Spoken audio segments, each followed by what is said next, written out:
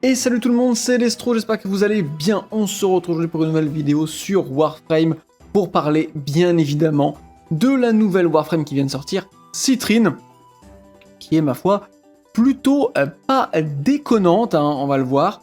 Et on fera un petit comparatif avec Voruna à la fin. Mais comme d'habitude pour les vidéos de découverte, donc elle sera jouée pure, sans capacité de mint, on fera une review des pouvoirs, puis du build. Mais avant toute chose, je vous invite à regarder ce qu'elle sait faire en style pass. C'est parti.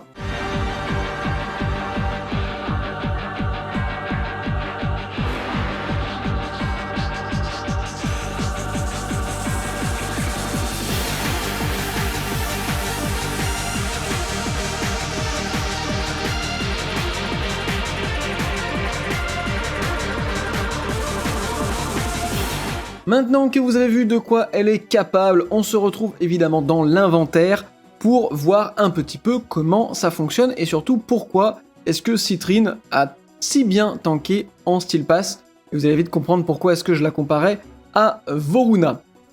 Au niveau du passif, Citrine donc confère de la régénération de santé à ses alliés et elle-même. Lorsque vous ramassez des orbes de santé, vous allez voir qu'on a des manières de les faire dropper plus facilement, et bien vous allez augmenter cette aura jusqu'à un maximum de 25 points de santé régénérés par seconde. Ce qui est vraiment pas mal, et c'est vraiment le côté support sur la vie de Citrine. Vous allez voir qu'elle a d'autres manières de supporter son équipe.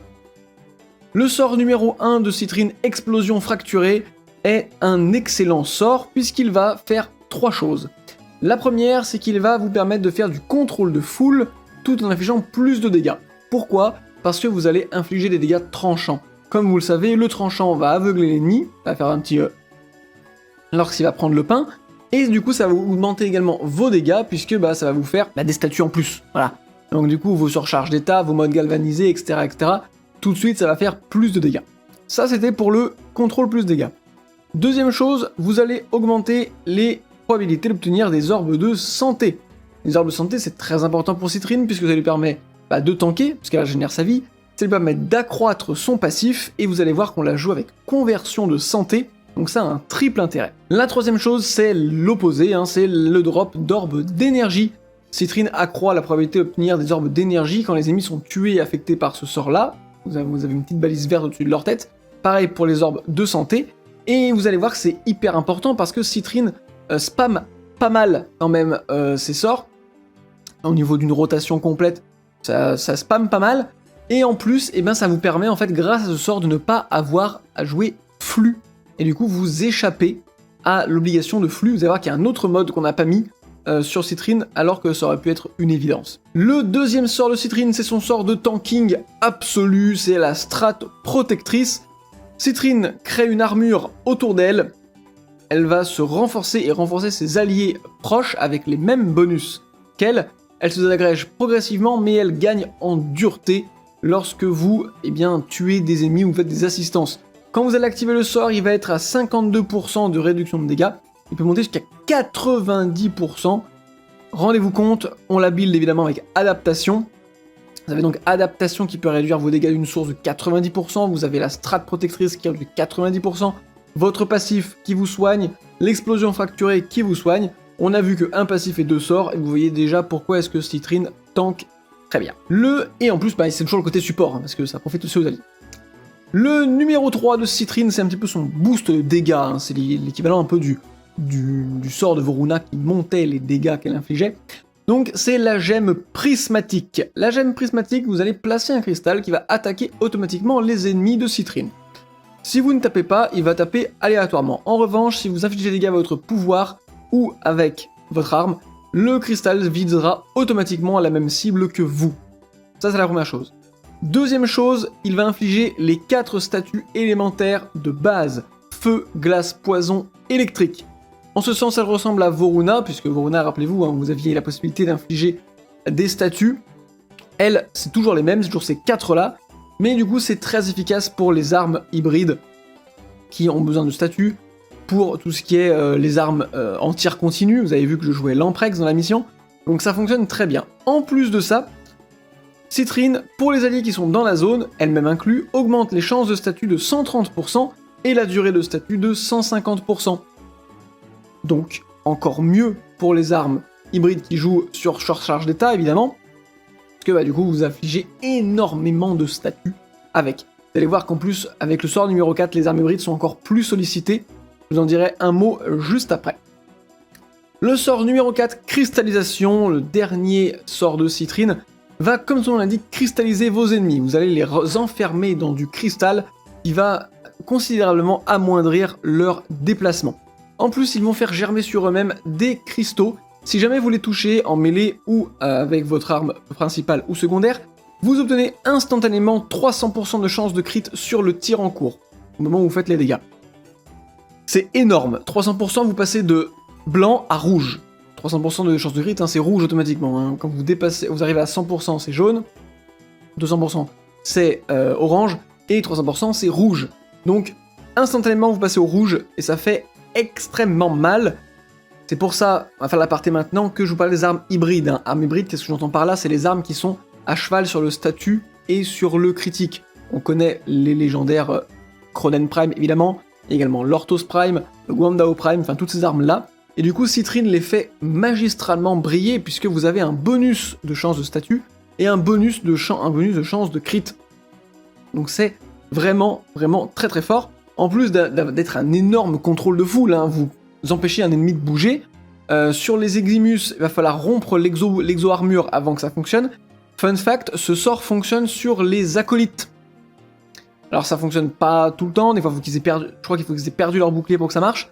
Ils se déplacent quand même plus vite que les ennemis normaux sous la cristallisation, mais les cristaux apparaissent sur eux quand même. Donc vous avez quand même le bonus de 300% de chance de crit sur les acolytes. Ce qui est très très bon, c'est très rare les pouvoirs qui fonctionnent sur les acolytes. Il y avait Ronce et Linceul jusqu'à présent. Donc là on en a un nouveau et ça fait plaisir. Second aparté, le sort numéro 1 de Citrine est celui qui est transférable dans d'autres Warframes.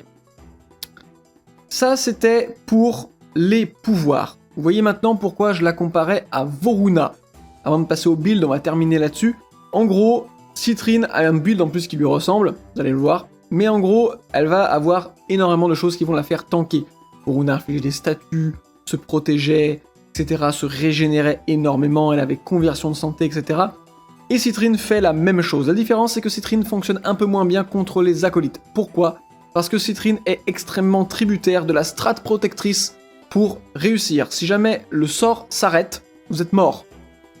À peu près. Contre les acolytes, vous êtes vraiment dans la sauce. Pareil, on jouait un build distance, donc contre l'acolyte qui renvoie les dégâts sur vous, vous devez passer en mêlée. Donc là, il faut avoir une bonne mêlée. Vice versa, sur l'acolyte qui est en mêlée, vous avez besoin de truc. Vous avez compris le délire? C'est un peu plus compliqué parce qu'il vous faut un peu plus de temps. Mais grosso modo, il n'y a que l'acolyte qui annule les pouvoirs qui est vraiment handicapant pour Citrine. Les autres, vous switchez d'armes et ça passe. Mais voilà, juste, du coup, je la mettrai un peu en dessous de Voruna sur ce point-là. Mais puisqu'on parle de sa grande sœur sortie juste avant, vous allez vous rendre compte que le build est extrêmement similaire.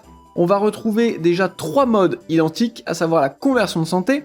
Lorsque vous ramassez un orbe de santé, vous donnez 450 points d'armure, cumulable 3 fois, soit 1600 d'armure, pas mal. Pas avec la sienne, j'entends. C'est pas dégueu. Vous avez évidemment équilibre, lorsque vous ramassez des orbes de santé ou d'énergie, ça vous donne l'inverse. En plus, évidemment, c'est comme Voruna, vous faites proc les deux, donc on va pas se gêner. Et enfin, adaptation, évidemment, pour tanker plus facilement. Au niveau de l'aura, j'ai choisi fusil amplifié, c'est un choix perso. Vous avez projection corrosive, autrement si vous voulez, pour réduire l'armure des ennemis. Ça fonctionne très bien.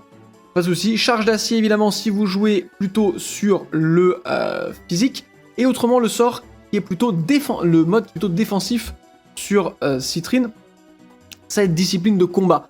Pourquoi? Parce que on a évidemment le glitch qui permet de ramasser vos orbes de santé à l'infini grâce à votre pet. Mais si jamais votre pet est mort, vous ne pouvez plus ramasser. Et donc vous n'avez plus les bonus de conversion de santé, tout ça. Alors qu'avec la discipline de combat, dès que vous tuez un mob, vous allez perdre 1 point de santé qui va être évidemment immédiatement remplacé par le passif de Citrine. Mais ça vous permet surtout d'absorber plus facilement les orbes de santé qui sont autour de vous. Et donc de faire proc la conversion de santé plus facilement. Citrine étant une spammeuse, grosso modo, si je vous fais le truc, vous allez avoir ça actif en permanence, vous pouvez le relancer avant la fin. Donc vous le lancez le plus souvent possible pour avoir votre bonus tout le temps à fond. Ça, faut que ce soit actif en permanence. Ça, dès que vous avez l'occasion, vous le lancez. Et ça, bah, vous le lancez tout le temps. Hein. Vous tirez un peu, tac, vous le balancez. Vous le lancez un peu, tac, vous le balancez. Donc elle spamme un peu. Et surtout, elle spamme longtemps. Qu'est-ce que j'entends par là? Les sorts de Citrine sont très longs à lancer. Et particulièrement la gemme prismatique qui est extrêmement longue. Donc talent naturel va être extrêmement efficace ici. Pour avoir un max de portée sur la gemme prismatique et sur l'explosion fracturée, de même que sur la cristallisation, on va avoir influence de l'augure pour la portée de pouvoir, vous donne en plus des boucliers, et allonge évidemment pour encore plus de portée. Intensité pour de la puissance, hein, histoire d'avoir un minimum de quoi faire sur la strat protectrice quoi. Et enfin, vous allez avoir un mode absolument non négligeable sur Citrine, c'est continuité Archonte. Les autres modes Archonte sont utilisables, mais moins efficaces que celui-ci. Pourquoi? Parce que vous êtes garanti d'infliger du poison avec la gemme prismatique. Dès lors que vous infligez un effet de poison, vous allez en plus infliger un effet corrosif qui vous fait 5 statuts infligés au lieu de 4 instantanément, et ça c'est extrêmement fort pour les armes galvanisées qui ont besoin de statuts, pour votre arme de mêlée avec surcharge d'état, et surtout bah, parce que le corrosif ça drop l'armure des mobs, donc évidemment c'est fort. Au niveau des arcanes, vous allez évidemment jouer la mue augmentée. Là, il n'y a pas vraiment de remplacement. Hein. Ces deux-là, c'est à peu près les best in slot. Mue augmentée pour plus de puissance de pouvoir. Donc évidemment, si vous avez le mode à fond, jouez-le. Évidemment. Et celui surtout qu'il faut jouer à fond si vous l'avez, c'est l'arcane bénédiction qui va augmenter votre santé. Donc là, c'est de 4 points fois 50, ce qui est peu. En revanche, une fois au niveau max, c'est 25 x 50, qui vous donne 1600 de santé en tout, ce qui fait qu'en fait, vous n'avez pas besoin d'utiliser votre vitalité. En fait, c'est pour éviter vitalité, et comme c'est un build tanking sur la santé, et ben ça fonctionne évidemment très bien. Voilà, en gros, on a fait à peu près le tour. Au niveau des armes qui marchent bien, vous pouvez jouer un peu ce que vous voulez. Moi j'ai joué l'Amprex, l'Ignis fonctionne très bien, le Fantasma aussi. Sinon les armes plus traditionnelles, hein, vous y allez avec votre Brahma, votre Kelor, ou que sais-je. Au niveau des armes, évidemment, vous jouez ce que vous voulez. Gonda Wartos, Cronen Prime, on l'a dit, ça fonctionne très bien. Oma également pour les statuts improbables.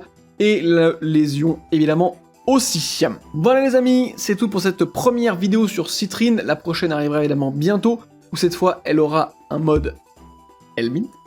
Elle sera Elmintée sur la prochaine, donc ne ratez pas ça. Ça évidemment c'est le build de découverte, mais il reste extrêmement opti. Vous pouvez jouer Citrine comme ça, en style pass. Je suis monté jusqu'au niveau 250, sans grosse difficulté, donc n'hésitez pas, foncez et amusez-vous.